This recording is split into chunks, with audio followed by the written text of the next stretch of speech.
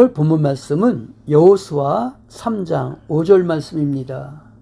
여호수아가 또 백성에게 이르되 너희는 스스로 성결케 하라. 여호와께서 내일 너희 가운데 기사를 행하시리라. 아멘. 아멘.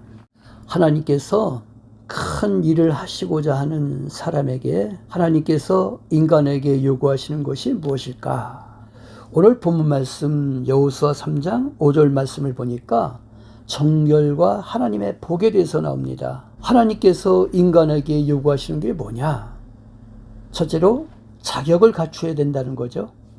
하나님께 쓰임을 받는 사람이 되기 원하는 자나 하나님의 큰 복을 받고자 하는 자는 하나님의 큰 복을 받고자 하는 수준에 도달해야 하며 그 자격을 갖춰야 함은 두말할 나위가 없는 거죠. 하나님께서 자신이 쓰시기를 원하고 복 주시기를 원하는 자의 조건은 하나님의 뜻에 쫓아 정결을 잃지 않고 스스로 정결한 자가 되는 것입니다. 두 번째로 하나님께서 인간에게 요구하시는 것이 뭐냐? 정결이죠. 오늘 본문 말씀에 보면 이스라엘 민족이 꿈에도 그리던 축복의 땅 가나안에 들어가는 마지막 여정인 요단강을 건너갈 때가 되었는데 그러나 그들은 도저히 그 강을 건널 준비가 되어 있지 못했었죠. 이때 성령의 감동을 받은 지도자 여호수아가 백성들에게 지시한 일이 바로 3일 동안 정결하라는 말씀이었습니다. 정결한 가운데 하나님은 역사해 주시죠. 제가 있는 곳에는 파멸케 하는 사단이 역사하고 정결한 가운데에는 하나님께서 역사하시는 거예요. 우리 인간의 추측으로 도저히 불가능한 경우에도 하나님께서 역사하실 때에 그 가능은 가능으로 되어지는 것이죠. 한번 따라합시다. 제가 있는 곳에 파멸하게 하는 사단이 역사하고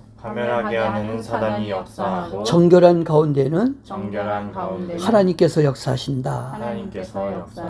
그래서 우리는 먼저 성결한 후에라야 하나님의 도우심을 사모할 수가 있는 것이죠. 아멘. 말씀을 마치겠습니다. 지역사회, 국가, 교회에서 온 일꾼으로 쓰임받기를 원하는 성도는 하나님 앞에서 성결히 행해야 된다라는 것.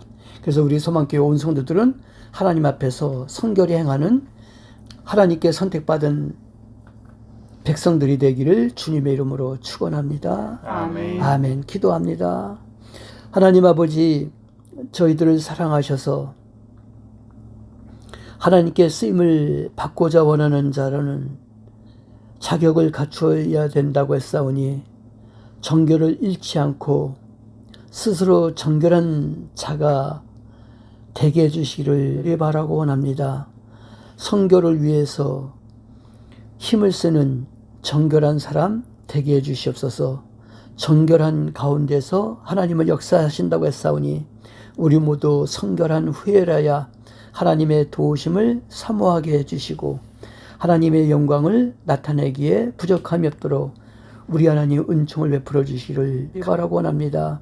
성결한 것을 사모하는 우리 소망교회 온 성도들 되게 해주시기를 우리 주님 예수 그리스도 이름으로 기도하옵나이다. 아멘. 아멘.